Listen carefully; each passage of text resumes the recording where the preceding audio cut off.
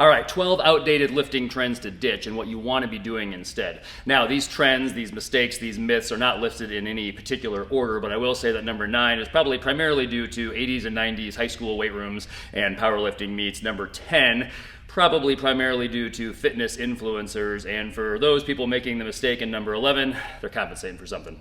Mistake number 1, using lifting gloves. I'm just kidding, these are not lifting gloves, but I am not kidding about how silly it is to use lifting gloves. I admit many years ago, I also had a pair, I used them, so I get it. If you've been there, if you've made this mistake, I understand. Seriously, this would be a better choice than an actual lifting glove, and this is still silly, all right? Lifting gloves, they put padding between you and the thing that you are trying to lift. So A, it's not good for force transfer. B, especially for pulling movements, you have now reduced the inner circumference of your grip, also the inner diameter and the inner radius, but let's just talk circumference here, which means you've made it harder to grip the bar. You don't need lifting gloves to prevent huge, giant raised calluses, all right? You want some calluses, but they should not be raised calluses. They should just be a toughening of the skin. So if your calluses are looking like the Hunchback of Notre Dame, then you've either got a chalk problem, you need to use chalk. If you don't, you're gonna have a better chance of getting big, bulbous, terrible, potentially calluses that can be torn, all right? You're gonna get those type of calluses, or you've got a grip problem. In other words, you're gripping your deadlifts, your pulling movements incorrectly.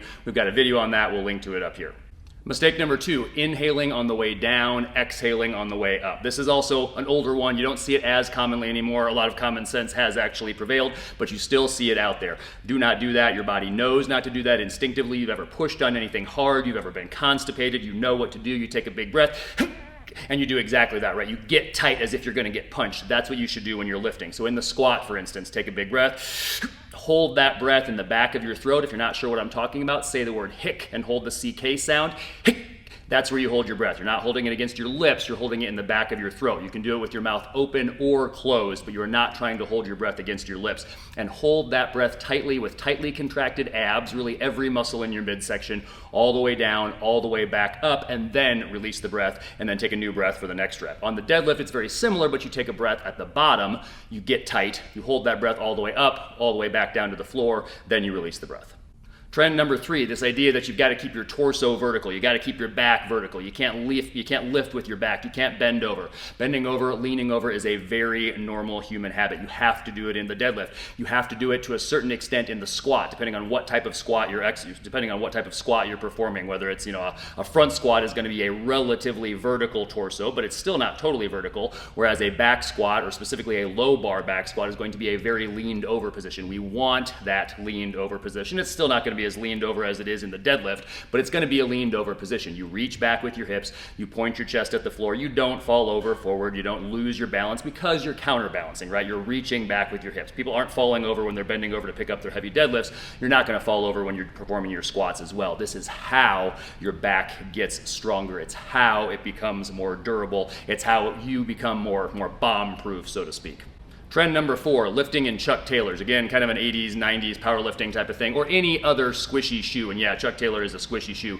Don't lift in squishy shoes like Chucks, like running shoes. Certainly it is better than lifting. It is better than not lifting at all, right? That is absolutely true. But there are much better shoes out there. First of all, there are lifting shoes. I would recommend that. Second of all, if for some reason you don't have access to a lifting shoe, a work boot, men's dress shoes actually work pretty darn well, but don't lift in squishy shoes.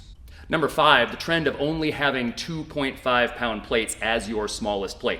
That means the smallest jump you can make is a 5-pound jump. Now, for a lot of things, that's just fine. For a squat or for a deadlift, especially if you're a guy. But if you're a gal, or if you're on the squat, the deadlift, the bench press, and the press, and if you're a guy, especially on the bench press and the press, you need the ability to make smaller jumps. So you're going to need 1.25-pound plates. So putting one on each side, you get a 2.5-pound plate. Or equivalently, if you're lifting in kilograms, your smallest plate should not be a 1-kilogram plate. It should be a 0.5 kilogram plate. If you're lifting in pounds, you can simply go out and get a set of fractional plates. We'll link to them below. That's got a set of 1/4-pound plates. Probably don't need those most of the time. 1/2-pound plates, 3/4-pound plates, 1-pound plates. Those are very useful. Have smaller plates so you can make some smaller jumps. Trend number 6, mistake number 6, not using a belt. A belt is a very useful thing for the same reason that lifting shoes and wrist straps are useful. A belt helps you provide stability. It gives you something to brace against. It doesn't cause you not to use the muscles of your midsection. It allows you to use them more effectively. It allows you to contract them harder because now you have something to contract against. A belt is real useful. Trend number 7, using a bad deadlift grip. For starters, do not double overhand all of your deadlifts, right? At some point, very early on in your training, you can't just double overhand your deadlift grip. First of all, you need to be using chalk. Second of all, you need to start using a modified grip. Start using it earlier than you think. Do not let do not let grip be the reason that you miss a deadlift. You can either use a hook grip, or you can use a mixed grip, also known as an alternate grip or a switch grip, or you can use straps, but don't take a ridiculous deadlift grip pursuing this mythical goal of like grip strength through your deadlift. Yeah, your grip strength is going to go up as long as your deadlift goes up. Just make sure that you're not missing your deadlift or even allowing your deadlift to get compromised by your grip.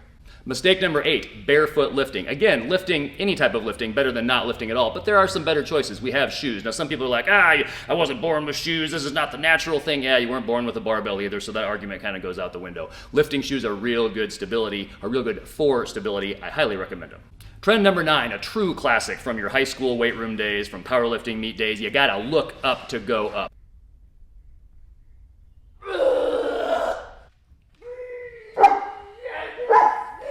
Nowhere in life is this really true unless maybe you're performing rock climbing or something like that. You don't need to look up to go up. Instead, find a focal point. We're typically talking about the squat here, by the way. Find a focal point that reinforces what it is that you're trying to do. So we're trying to get into that nice leaned over position on the descent, and we're trying to stay in that nice leaned over position so we can drive our hips for a good portion of the ascent as well. So simply pick a focal point that's out in front of you, about 4 to 6 feet in front of you on the floor. It's going to be a real good spot to look.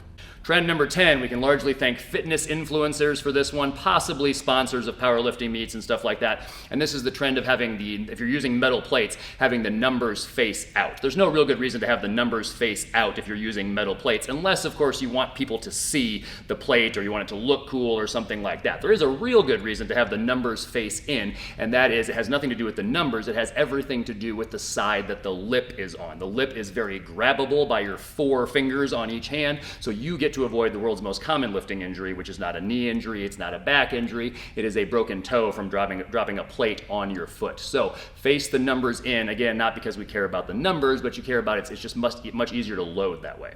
Trend number 11, to ditch, setting your J hooks too high, specifically for the bench press and for the squat. If you ever have to think about your J hooks, or getting up onto your toes or doing some type of a calf raise to get the bar back into the hooks, they are too high. It is ridiculous. People who are doing this, consistently when they know better. I don't know what people are compensating for, man, but it's got to stop. It is ridiculous. The last thing you want to have to do when you're done with a challenging set of squats is have to tiptoe the thing back into the rack. Plus, you look ridiculous, all right? You should be able to walk blind, drunk, and high back to your rack and still successfully get the bar into the hooks. I do not recommend trying to be any of those things while squatting, but you need to be able to very easily get the bar back into the hooks. Now, some people will cite the argument, they're like, well, I want to set them a little bit higher so I don't have to exert so much energy to unrack the bar in the first place. Listen, we're talking about like the top 3 inches of your squat. That is the easiest portion of the squat. It's not a big deal to set the hooks just a little bit lower. Set your hooks at a reasonable height, and when in doubt, set them lower than you think.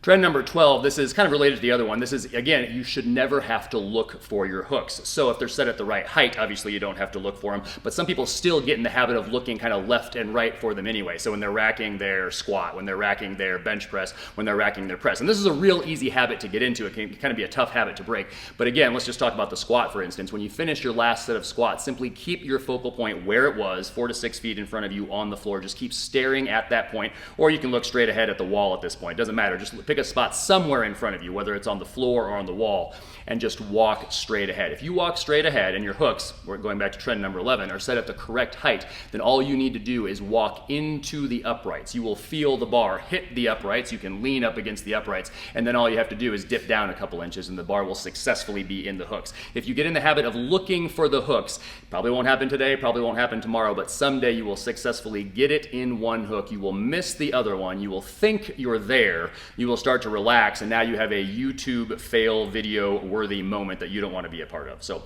hope these help you get stronger and live better.